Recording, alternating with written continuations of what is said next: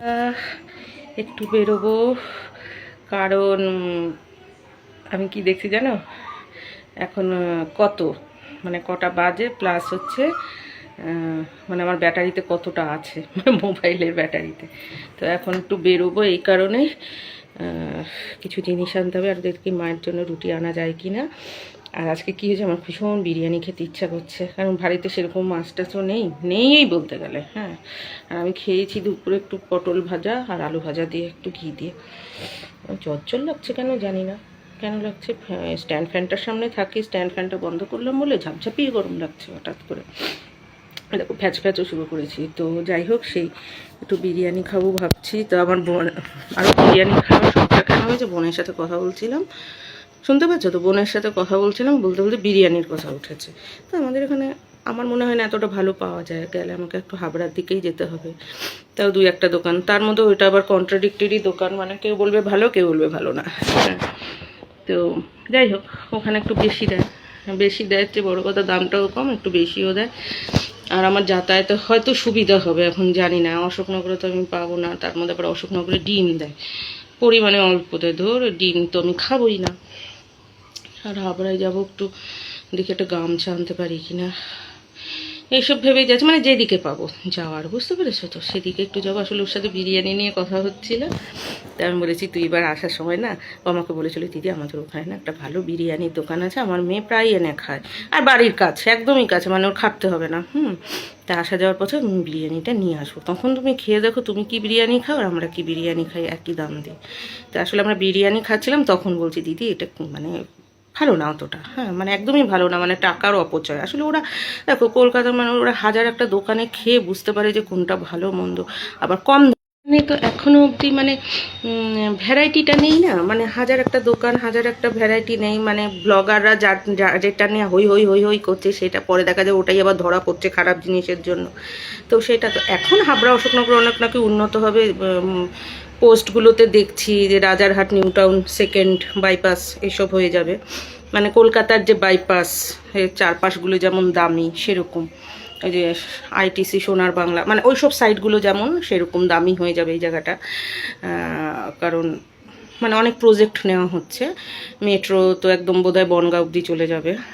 তো যাই হোক, অনেক প্রজেক্ট নেওয়া হচ্ছে শুনতে পাচ্ছি, তো আমি ঠিক বলতে পারবো না, মানে পোস্টগুলি দেখছি।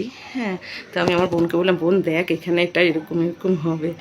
তা আমি বললাম তোর বরকে এখানে পাঠিয়ে দে। তা ওর বর কলকাতায় ভালোভাবে জেকে বসা, মানে ওর মানে স্টাবলিশড খুব। তারপরে মেদিনীপুরের ছেলে, ও মালে এখানে আসবে কেন, ও তো থাকবে মেদিনীপুরের নিয়ে। আর মেদিনীপুরের লোক এখন ওই হয়েছে, ওর তো বোধহয় গর্বে আর মাটিতে পা পড়বে না এমনি। তো যাই হোক, আমি বলেছি কি তুই বিরিয়ানি আনবি।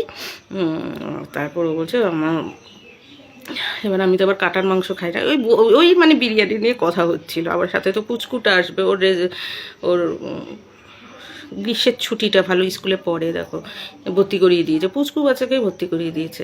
তো যাই আসলে যেখানে যেমন মানুষ এখনকার দিনে বাচ্চাদেরকেই ভর্তি করায়, এর চেয়েও ছোটো বাচ্চা ভর্তি হয়, আর ভালো স্কুলে ভর্তি করে দিয়েছে, অনেক টাকার কী জানি নেয় না সেইভাবে। তো তারপরে তার ছুটিটা পড়বে, তারপরে তো আসবে। তো সেইভাবে তা ওই কথা বলতে বলতে আমার লাগছে এখন বিরিয়ানি খেতে ইচ্ছা করছে। খেলে আমার একটু বিরিয়ানিটাই ভালো লাগে। হয়তো কলকাতায় ওদের সাথে থাকলে আরও অনেক কিছু টেস্ট করতে পারতাম, এটা খাও দিদি ওটা খাও, এখানে তো এতটা আমি রিস্ক নিয়েও না, খাইও না। তো সেই হিসাবে মা বলছে তাহলে এক কাজ কর, দিনাদিনই তুই চলে যা। হ্যাঁ, মা বলছে তাহলে তাড়াতাড়ি গিয়ে তুই নিয়ে আয়, আর আমার জন্য পারলে রুটি নিয়ে আসিস। আর সন্ধ্যার দিক না বেরোতে দেয় না, আর আমার সন্ধ্যার দিকেই ঘুরতে ভালো লাগে কলকাতাতে, জানো তো। সারাদিন বলছি আমি অনেক বেলা অবধি ঘুমাতাম, তারপর কাজ করে ওই যে বেরোতাম একেবারে রাত অবধি আমি কাজ করতাম। আবার মানে বাড়ি ঢুকেই আবার কাজ করতাম। আমার রাতে জেগে কাজ করতে ভীষণ ভালো, কিন্তু জানবি যত মফস্বল তত ঘুমবে। আশা করি এই পরিস্থিতিটা বদলাবে। অবশ্য আমার বাড়ির সামনে 24 আওয়ার্স জেগে থাকা সেরকম অফিসগুলো আছে, এই একদিকে ভালো, কিন্তু অত লোকজন নেই না অফিসে। আর আমি থেকেছি টেনারেসের সামনে, ওখানে তো সবসময় জমজমাট, শিয়ালদা স্টেশন, কখন রাত কখন দিন বোঝা যায় না। তো এইভাবে থেকে অভ্যাসটা আছে। আমি কোন দিকে তাকিয়ে কথা বলছি আমি নিজেই বুঝতে পারছি না, কোন দিকে তাকালে তোমাদের সাথে চোখাচোখি হবে। তো ওই বিরিয়ানি বিরিয়ানি করছে, আর মাত্র বিরিয়ানিটাই কি হয়, তেল মশলাটা কম হয়। অন্য যা খাও, এখন তুমি ফ্রাইড চিকেন খাও, এই খাও, সবই তোমার তেল মশলাওয়ালা হতে হবে, দামও বেশি, দুটোর জন্য পেটও ভরবে না, শেষ আমাকে আবার মাছ ভাত খেতে হবে, আমার খেতে ইচ্ছা করছে না। হ্যাঁ, আর সবসময় তো ঘি ফি দিয়ে খাওয়া উচিতও না, আমার ইচ্ছাও করে না সবসময়, আমার না ভীষণ মানে বৈচিত্র্য দরকার। তো যাই হোক, সেই করে তো ভীষণ বিরিয়ানি খেতে ইচ্ছা হচ্ছে, নিয়ে আসি দেখি বিরিয়ানি। তার মধ্যে আবার ডিম খাই না, তাও আজকে দুটো ডিম নিয়ে আসবো, বিরিয়ানির ডিম না, এমনি দুটো ডিম হাতের পাশে, নষ্ট হয় হোক।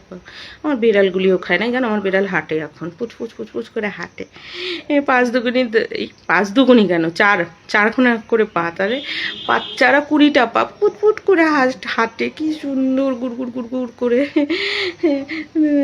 মানুষের বাচ্চা যেমন থি থি হাঁটু হাঁটু পা, হাঁটি হাঁটি পা পা, ওরা 4 পা দিয়ে হাঁটি হাঁটি পা পা করে, জানো তো।